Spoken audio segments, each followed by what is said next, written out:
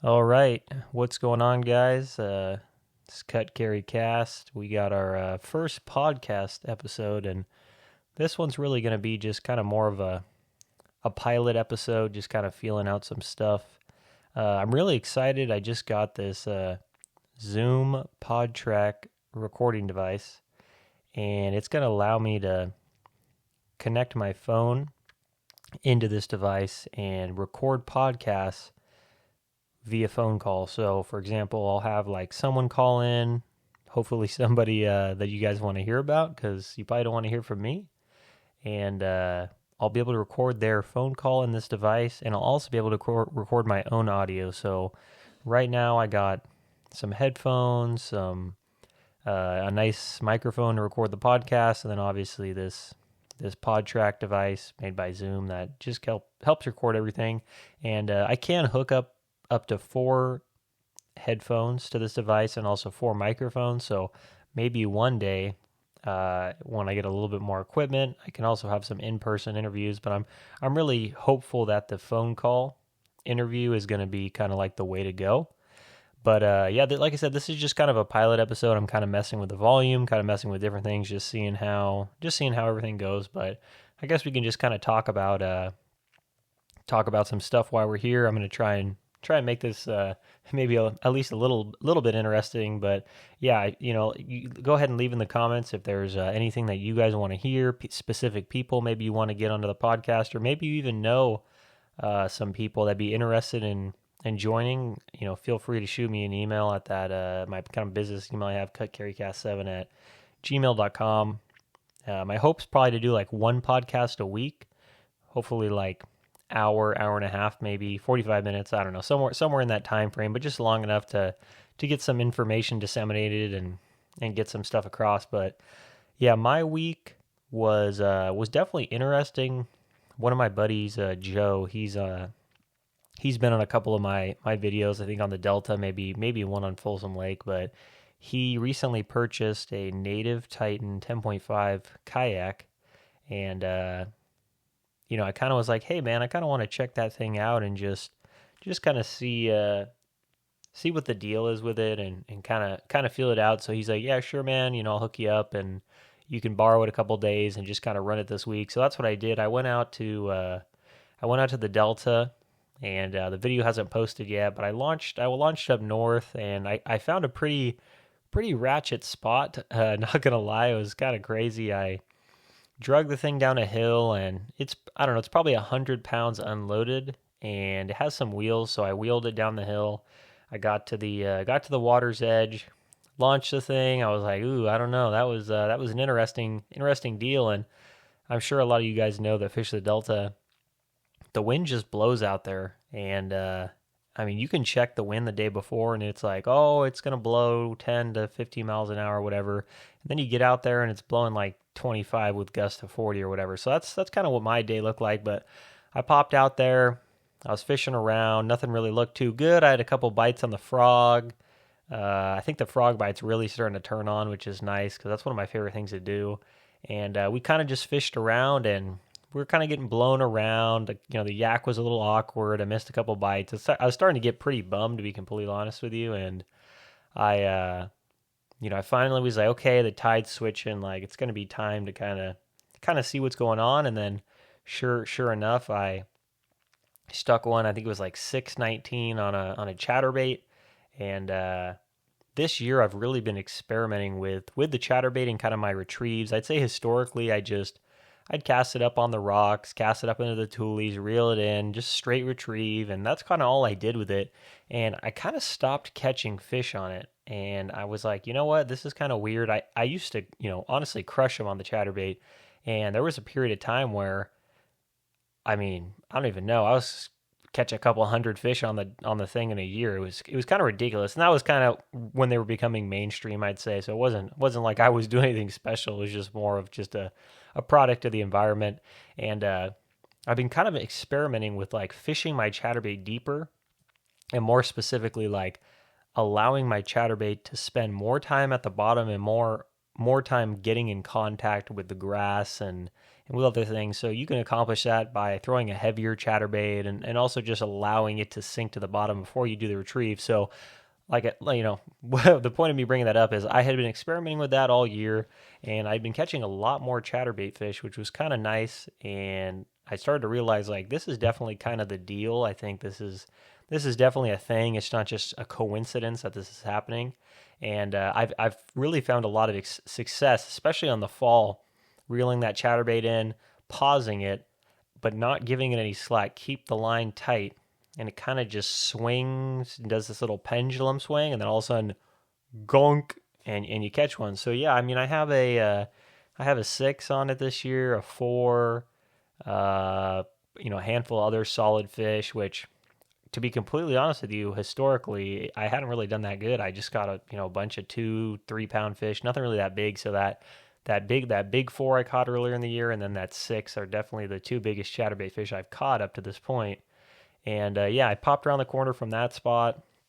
I was punching around, stuck a 6.5 pounder, which I was honestly pretty surprised to catch 2 6s back to back fish. I was like, wow, especially within such a short period of time, probably not even 10 minutes apart from each other. And then I continued back into a cut. I stuck a 4 on a frog and another smaller fish, and then that was pretty much a wrap for me. I tried to kind of fish around a little bit more, but that wind was really bad, so I just kind of called it a day. And I said I wanted to go back out, but I was so annoyed at the wind that I was like, I can't do it again. So I said, you know what? I'm just going to go to Folsom Lake, and I'm going to give Folsom a try, see what happens, and hope for the best. So I went out there, and it was still blowing on Folsom, but luckily, just with the coves and everything, it was a little bit easier to get out of the wind.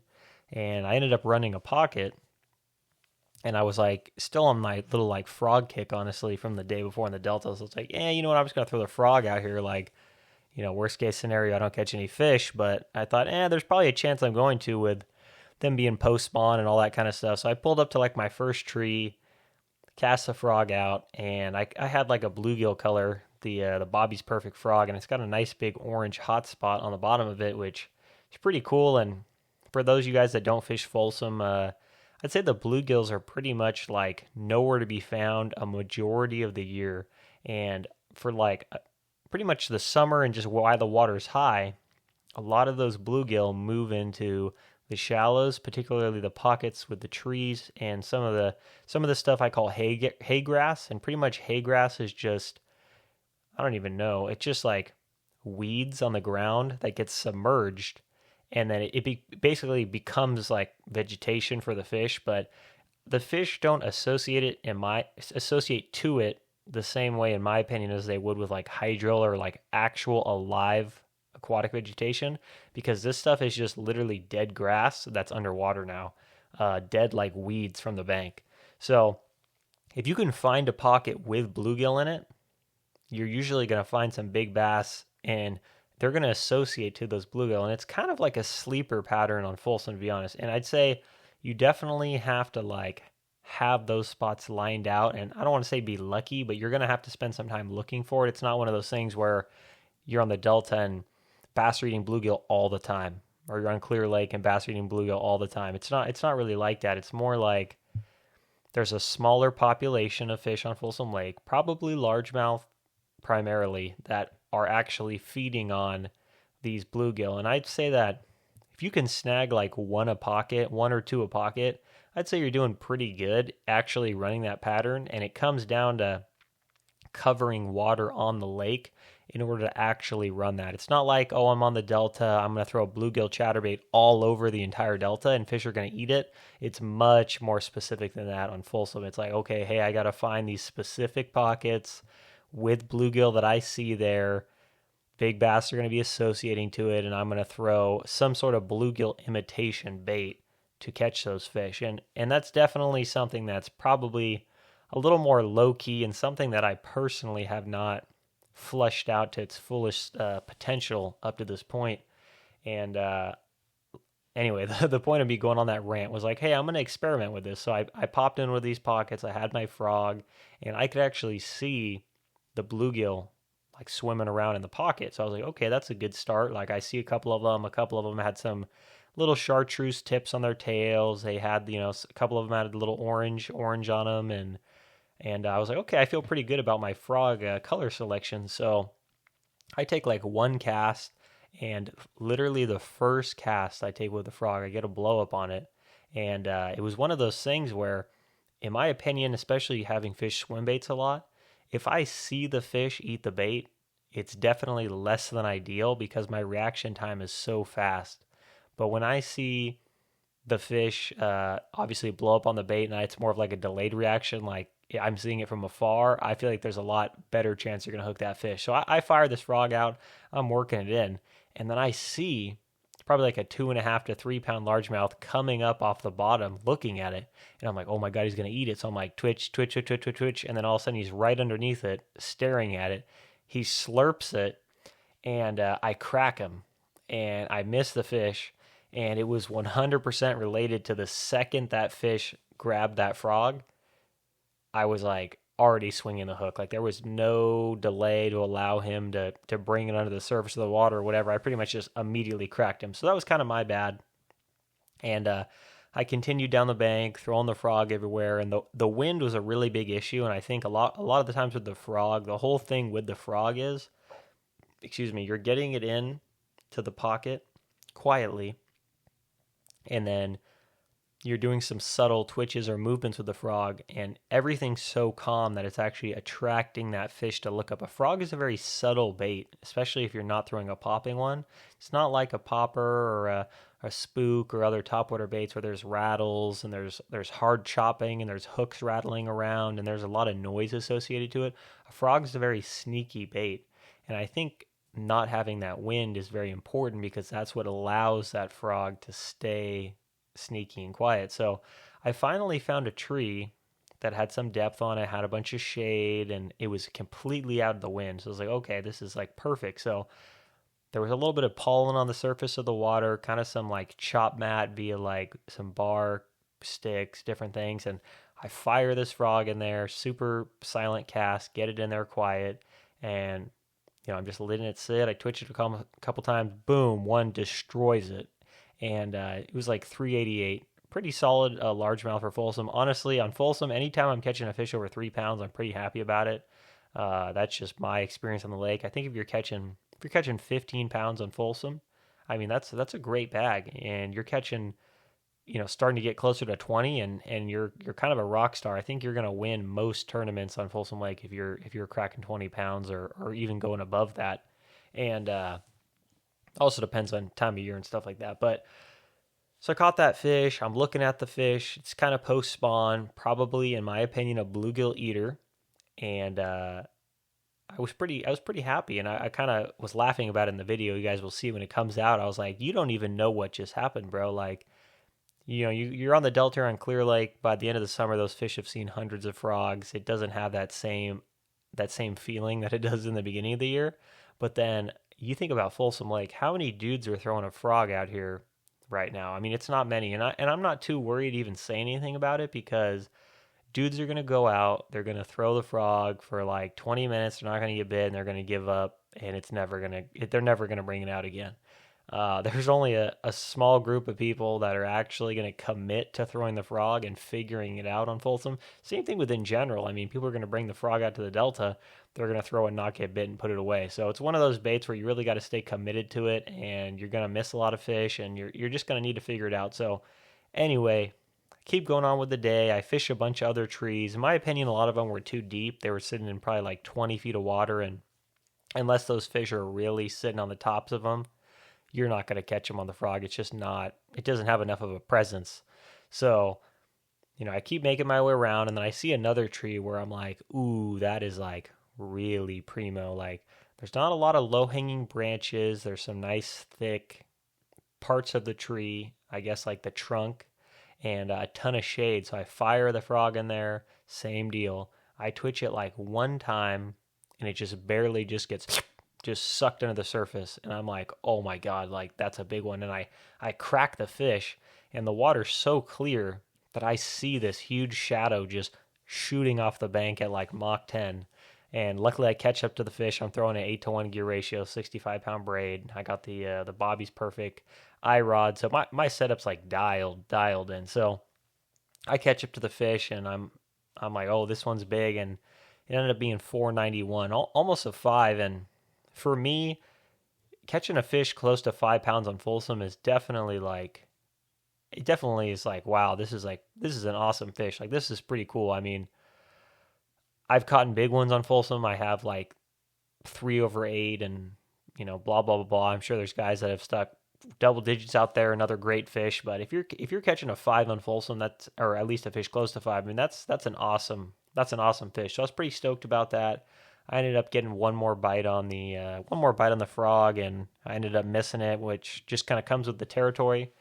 But yeah, that was that. Overall, with the kayak, I really enjoyed it for the most part. I think it's easy to kind of like not be into the kayak when you have a boat, but I had to kind of tell myself, like, why am I using this, right? Like, it's kind of low key. The cost to actually run the kayak's fairly low, other than the initial investment of buying the kayak. I think the kayak that I was in is like $3,300 MSRP, so it's a very expensive piece of equipment. But the difference between that and a boat is you buy the kayak, and assuming you're going to fish it a lot, I mean, it's really going to cost you nothing. You got to drive to the lake. Maybe you don't have to drive to the lake if you live super close in town. It's not even really like a factor, right? And as long as you're not going crazy like some of these guys in the kayak, and you just pedal yourself around, like, it's pretty low key. It's pretty cheap, and it's pretty relaxing, and kind of low stress. So I was trying to just keep in mind, like, that's why I was doing it. I wasn't doing it to replace my boat. I was just doing it to try something new and just find another way to get out in the water. And yeah, the kayak was super stable. It has a swivel seat, super comfortable, maneuverable for the most part. And it was a positive experience. I think if I would have not caught in some of those nice fish, maybe I'd have a different opinion. But I think seeing that you can still get those big ones out of the kayak was nice to see. And kind of a side note on the kayak is, there's definitely like a stealth kind of like aspect to running the kayak. Like, I don't know what it is, but I fished out of it for 2 days, and I 100% had fish get within such a close proximity to the kayak that, like, it would never happen in a boat. Like, you're fishing from a boat, you're throwing a bait. Every once in a while, maybe you're throwing like a big glide bait or something, you'll get a fish to come right up to the side of the boat, and they don't even know what's happening. But it's not as common as what I've seen on the kayak. On the kayak, there's fish just blowing up right next to your kayak for like no reason. Like, they don't view that the same way they view a boat. And I don't really know why that is. I don't know if it's the fish finder. I don't know if it's just the pure size of it. Like, maybe they think the kayak's just a log or something. It doesn't have that huge shadow that a 20-foot bass boat puts out.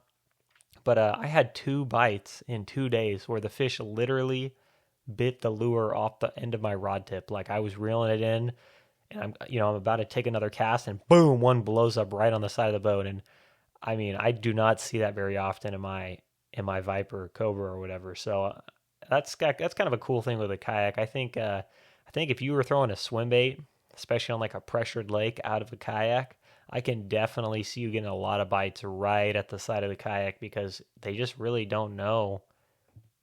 They don't really know what it is for whatever reason. They just kind of don't care. But anyway, I'm gonna kind of keep this short. Just kind of talk about the week, and kind of just feel out the first kind of podcast episode. It's kind of a weird thing. I got headphones on, and I can adjust the volume for the microphone, and I can also adjust the volume for my headset. So I don't know if that makes sense, but it's almost kind of like counterproductive in a way of actually like understanding how loud I sound right now. I really don't know how loud I sound, because if I turn up the volume a bunch on the microphone, obviously it's making my voice louder. But if I turn up the headphone audio, I'm also making my voice louder. So it's kind of one of those weird things where I'm trying to figure out, like, do I sound loud enough to you guys, or am I just sounding loud to myself because of my headphones? So I kind of have my headphones on a 5 out of 10, just kind of like a medium setting, and then I'm trying to base my voice off of that. That way I can kind of have some sort of like baseline sound. But yeah, all in all, that's kind of a wrap, I think, for this. Like I said, if you guys know anybody, or maybe you're somebody that has, competed in a tournament, or maybe you have some useful information for people, yeah, feel free to shoot me an email, and we can try and get you on this podcast. I'm hoping that this setup's gonna be pretty good, and hopefully people want to listen to it. I know for myself, I really loved listening to the Bass Report and some other podcasts that were around, and unfortunately, a lot of those kind of died or changed, and whatever the case is. And my goal, especially with my channel being small right now, is to kind of bring back some of those fun vibes that a lot of those podcasts had, especially going to the lake, and try and keep it cool for now. I know, like, as time changes and you get bigger, you start getting ads, you start getting sponsors, and it kind of just comes with the territory. But for right now, we're not sponsored, we're not monetized, so we're gonna try and have a good time while we still can. And the reason I'm doing this is more just of like a pastime and something fun to mess around with. So I'm not really in it for trying to blow up or whatever. I'm just trying to have fun, and I honestly have been having a lot of fun filming and doing all this stuff. So that's the whole point. But anyway, appreciate everybody. If you like the podcast, you have any comments about how I sound or whatever, just leave it in the comments, and I can try and make adjustments the best I can. I'm just filming this in my bedroom, so it's not going to be like some nice soundproof room or whatever. I'm sure there's a couple noises that popped up in here from the room creaking or whatever. But anyway, appreciate everybody's support, and I look forward to seeing how this does. Talk to you guys soon.